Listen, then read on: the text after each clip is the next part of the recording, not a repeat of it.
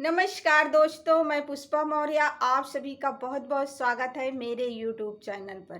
कैसे हैं दोस्तों, ये बात कमेंट करके ज़रूर बताएं और कमेंट में जय श्री हरि विष्णु जरूर लिखें। दोस्तों, जैसे कि आप लोग जानते हैं कि ये पुरुषोत्तम माह चल रहा है, पुरुषोत्तम माह 2026 चल रहा है। वैसे पुरुषोत्तम माह हर तीसरे साल में आता है। पुरुषोत्तम माह मतलब एक साल गैप रहता है, एक साल बीच में नहीं आता, फिर आता है, फिर एक साल नहीं आता, फिर आता है। ऐसे ये तीसरे साल में आता है। तो ये पुरुषोत्तम माह में वैसे तो कोई मतलब कि अच्छे कार्य नहीं होते हैं, जैसे कि शादी विवाह मुंडन वगैरह। मतलब जितने भी अच्छे अच्छे कार्यक्रम हैं, प्रोग्राम हैं, वो नहीं होते। लेकिन एक चीज़ इसमें बहुत होती है, वो है पूजा पाठ। पूजा पाठ का इस महीने में बहुत महत्व है, बहुत ज़्यादा महत्व है, क्योंकि ये महीना भगवान श्री हरि विष्णु जी को बहुत प्रिय है। तो ये महीने में भगवान विष्णु जी के पूजा का बहुत महत्व है। और साथ में विष्णु भगवान की पत्नी है लक्ष्मी माँ, तो लक्ष्मी माँ की भी पूजा का बहुत महत्व है। जब आप विष्णु भगवान की पूजा करें तो लक्ष्मी माँ का भी मतलब कि पूजा जरूर करें साथ में। तो दोस्तों देखिए, विष्णु भगवान की पूजा का महीना है, बहुत प्रिय है। तो इसमें दीप दान का बहुत महत्व है। लोग दीप दान बहुत करते हैं, बहुत पुण्य मिलता है।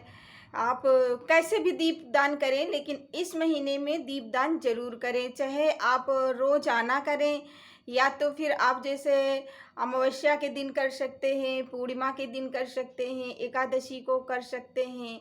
ऐसे करके मतलब ये 3 दिन में कर सकते हैं। एक महीना रहेगा पूरा जो है अधिक मास, पुरुषोत्तम मास। देखिए, इसे कई लोग मल मास बोलते हैं, कुछ लोग अधिक मास बोलते हैं, कुछ लोग पुरुषोत्तम माह बोलते हैं, कुछ लोग खर मास भी बोलते हैं। मतलब अपनी अपनी भाषाएं हैं अलग अलग, कहीं कुछ बोला जाता है तो कहीं कुछ बोला जाता है। वो मतलब अपने अपने यहाँ की भाषा है। तो इसमें दीपदान का जैसे मैंने बताया कि आप अमावस्या, पूर्णिमा और एकादशी को कर सकते हैं। तो और ये भी याद रहे कि इसमें दीपक पूरे नहीं जलाए जाते, जैसे कि एक कम संख्या में जलाया जाता है। जैसे कि आप जला सकते हो 5 दीपक जला सकते हो, 7 जला सकते हो, 9 है, 11 है, 21 है, 51 है, 101 है। मतलब जितना भी आपके सामर्थ हो उतना जला सकते हो, जैसे भी आपकी सुविधा हो। लेकिन याद रहे कि मतलब ये दीपदान में पूरा पूरा नहीं जलाया जाता, एक दीपक कम या ज़्यादा जलाया जाता है। तो ये तो हो गया दीपदान जलाना। और अब हम जानेंगे जलाना कैसे है, आप किस चीज़ का जला सकते हैं। जैसे कि आप लोग जो मिट्टी के दीपक आते हैं उनमें भी जला सकते हैं, या तो फिर आप आटा अच्छे से गूँथ लीजिए और आटा गूँथ करके तब फिर उसमें का दीपक बना के आप जला सकते हो। आटा गूँथते अगर आप उसका जलाते हो, मिट्टी के दीपक को जलाते हो तो कोई बात नहीं है। अगर आप घर में आटा गूँथ करके जलाते हो तो आटा देखिए ऐसे गूँथिएगा। जब आटा गूँथिए तो उसमें थोड़ी सी 1 चम्मच पिसी हुई हल्दी मिला लें और फिर आटा को गूँथें। लेकिन आटा ध्यान रहे गीला ना करें, मतलब टाइट रखें। टाइट आटे का दीपक बहुत अच्छा बनता है। फिर उसे जब आप हल्दी मिलाकर गूँथ लें तो फिर उसके छोटे छोटे गोलियां बना लें। फिर उसको दीपक ऐसे ऐसे करके दीपक बना लीजिए, जैसे दीपक बनाए जाते हैं ऐसे दीपक बना लीजिए। फिर दीपक बनाने के बाद जहाँ आप दीपदान करना चाहें वहाँ कर सकते हैं। जैसे कोई श्री हरि विष्णु जी का कोई मंदिर है तो वहाँ आप दीपदान कर सकते हैं, या तो पीपल के पेड़ के नीचे दीपदान कर सकते हैं, या फिर तुलसी मैया के पेड़ के पास दीपदान कर सकते हैं, क्योंकि तुलसी मैया विष्णु भगवान की पत्नी है। तो वहाँ भी आप दीपदान कर सकते हो। या तो आपके घर में जैसे मंदिर है तो आप मंदिर में भी विष्णु भगवान की फोटो हो, अगर नहीं है तो उनका नाम ले करके उनके नाम का दीपक जला सकते हो। तो लेकिन याद रहे कि हमें दीपक मतलब पूरे नहीं लेना है, एक कम या ज़्यादा लेना है। जैसे कि मैंने बताया 11, 21, 51 ऐसे लेना है दीपक। अब आप सोच रहे हो कि मतलब कि कुछ लोग सोचते हैं किस चीज़ का जलाया जाता है। देखिए, जैसे कुछ लोग कड़ू तेल का जलाते हैं तो कड़ू तेल का दीपक सिर्फ शनि देव में जलाया जाता है। पीपल के पेड़ के नीचे शनिवार को जलाया जाता है, या तो शनि मंदिर में जलाया जाता है शनिवार को। और कहीं भी कड़ू तेल का दीपक जलाना नहीं चाहिए। अगर हो सके तो आपके मतलब आप घी का दीपक जलाएं तो बहुत अच्छा होता है, बहुत पुण्य मिलता है। अब आजकल देखिए पूजा वाला घी आने लगा है, सस्ता रहता है, कोई इतना महंगा नहीं रहता, 70-80 रुपए का लेंगे तो आप 500 ग्राम का मिल जाएगा। 30-40 रुपए का ले लेंगे, 35-40 का भी आता है, तो वो छोटा रहता है 250 ग्राम का, 200-250 ग्राम का, 35-40 का, तो आप वो ले सकते हैं। आप उसमें आटे का दीपक हो या मिट्टी का दीपक हो, किसी में आप ले लीजिए। और अगर आप घी नहीं ले सकते तो आप कोई जैसे मीठा तेल ले लीजिए, जैसे कि तिल का तेल है, वो भी आता है बॉटल में, तो आप उसे भी खरीद कर ला सकते हैं। चाहे घी ले आइए चाहे तेल ले आइए, दोनों एक ही चीज़ है। तो आप चाहे तिल का तेल का जलाएं या तो घी का जलाएं, यही दो चीज़ों का दीपक जलाया जाता है। आप ले आइए, दीपक बनाइए। दीपक में आप अगर एकादशी को कर रहे हैं दीपदान, जैसे एकादशी होता है तो उस दिन चावल नहीं खाया जाता, ना चावल विष्णु भगवान की पूजा में चढ़ाया जाता है। तो अगर आप एकादशी को कर रहे हैं तो दीपक जो जलाएंगे उसमें घी डालिए, घी डालें या तेल डालें और उसमें थोड़ा सा तिल डालें, क्योंकि दीपक कभी भी ऐसे नहीं जलाया जाता खाली। दीपक जब भी जलाया जाता है उसमें थोड़ा सा चावल ज़रूर डाला जाता है। लेकिन अब एकादशी पड़ रही है, अगर आप एकादशी कर रहे हैं तो उसमें चावल ना डालकर थोड़े से दो तीन तीन दाने आप तिल डाल सकते हैं। तो तिल डाल के और उसमें फिर घी डाल के, तेल डाल के, जिस चीज़ का हो आपको उससे दीपक बना लीजिए। दीपक बाती आप चाहे गोल बनाएं चाहे लंबी बनाएं, इससे कोई फर्क नहीं पड़ता। अब फिर देखिए कि जैसे कि आप जहाँ दीपक जला रहे हैं, प्रज्वलित कर रहे हैं, दीपदान कर रहे हैं, गंगा किनारे भी आप कर सकते हैं। चाहे गंगा किनारे जाइए, चाहे कोई श्री हरि विष्णु भगवान का मंदिर हो, चाहे वहाँ दान करिए, चाहे पीपल के पेड़ के नीचे दान करिए, या तो फिर तुलसी मैया के पेड़ के नीचे दान कर सकते हैं।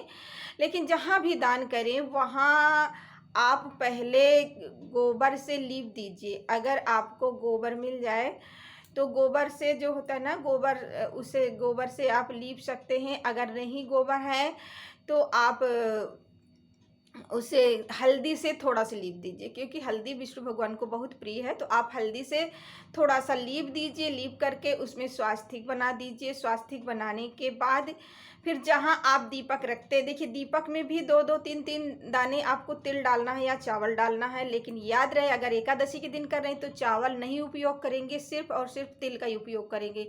और स्वास्तिक जैसे लीप लिया आपने हल्दी से या गोबर से, फिर उसके ऊपर स्वास्तिक बना दिया। फिर जहाँ जहाँ जितने आप दीपक बनाए हैं, 7, 9, 11, 21 जितने भी बनाए, उतनी जगह आप तिल रख दीजिए या तो चावल रख दीजिए। फिर उसी के ऊपर आप दीपक रख दीजिए। रखने के बाद आप पूरे दीपकों की पूजन करना है। पूजन भी कैसे करना है, सिंदूर से आपको जो है सिंदूर से सभी दीपकों में टीका करना है। जैसे हम लोग टीका करते हैं तो सिंदूर से आप टीका कर सकते हैं, या तो फिर आप हल्दी से भी टीका कर सकते हैं। सभी दीपकों को मतलब दोनों चीज़ से किया जाता है, चाहे आप हल्दी से करिए या तो फिर सिंदूर से करिए। टीका कर दीजिए और सभी दीपकों को ऐसे ऐसे मतलब आरती उतार दीजिए जहाँ पास आप जला रहे हैं। जैसे गंगा मैया के किनारे जला रहे हैं, या तो तुलसी गमला के पास जला रहे हैं, या तो फिर कोई जैसे मंदिर जा रहे हैं, शिवालय जा रहे हैं, जहाँ भी जा रहे हैं जलाने वहाँ कर दीजिए। लेकिन अगर आप कहीं देखिए अगर आप कहीं और दीपदान करने जाएंगे तो आपको समय ज़्यादा लगेगा, घर से बाहर भी निकलना पड़ेगा। तो अगर आप नहीं जा सकते, आप जैसे सोचे कि हम वहाँ जाना चाहते हैं लेकिन हमारे पास टाइम नहीं है, तो कोई दिक्कत नहीं। आपके घर में तुलसी तो होगी ना, तुलसी के पास आप गमले के पास आराम से दीपदान कर सकते हैं। पहले गमले को अच्छे से, जिस दिन आपको करना हो आप गमले को अच्छे से धुल दीजिए, नहला दीजिए तुलसी मैया का। फिर वहाँ पास अगर गोबर मिल जाए तो गोबर, नीचे नहीं गोबर मिलती तो हल्दी से लीप दीजिए, फिर चौक बना दीजिए। फिर जैसे कि मैंने बताया है, सभी दीपों को रख करके उसमें टीका करना है जलाकर। पहले जला देना है दीपक, फिर उसके बाद आपको सभी में टीका रखना, बिंदी बिंदी रखना, चाहे सिंदूर की रखिए या तो फिर हल्दी का रखिए। ऐसे पूजा होती है। और देखिए पूजा का समय भी होता है हमारा, या तो सुबह आप जल्दी से उठकर सूर्य देव निकलने के पहले कर लीजिए दीपदान, या तो शाम को 7 बजे के बाद कर सकते हैं, क्योंकि दीपदान हमेशा अंधेरे में किया जाता है। जब दीपक का पूजा का समय होता है तभी किया जाता है, उजाले में नहीं किया जाता। तो सूर्योदय के पहले या तो आप सुबह कर लीजिए, या शाम को सूर्योदय के बाद 7 बजे के बाद, जैसे जब 7 बजे के बाद पूजा पाठ का समय होता है आप उस समय कर सकते हो। तो सुबह तो थोड़ा हम महिलाओं के लिए देखिए दिक्कत रहती है कि घर के बहुत सारे काम होते हैं, बहुत सारे कार्य होते हैं जो निपटाने होते हैं, तो जल्दी जल्दी में पूजा अच्छी नहीं हो पाती, आराम से नहीं कर पाते। शाम को हमारे पास समय रहता है तो आप थोड़ा जल्दी से सब तैयारी कर लीजिए, आटा गूँथ लीजिए और दीपक वगैरह बनाकर सब तैयारी कर लीजिए। शाम को जैसे ही 7 बजे उसके बाद आप दीपदान कर दीजिए, जहाँ भी करना चाहते हैं तो आप वहाँ कर दीजिए। तो ये थी दोस्तों हमारे दीपदान की जानकारी जो मैंने आपको दी है। उम्मीद करती हूँ कि आपको ज़रूर पसंद आएगी। आप सभी लोग पुरुषोत्तम माह में दीपदान जरूर करें, बहुत अच्छा होता है, बहुत पुण्य मिलता है, बहुत अच्छे फल की प्राप्ति होती। तो दीपदान जरूर करें, चाहे एक ही दिन करें या आप रोज़ भी कर सकते हैं, ये तो आपकी जैसी इच्छा हो। तो इसी के साथ दोस्तों नमस्कार, जय श्री कृष्णा, हर हर महादेव।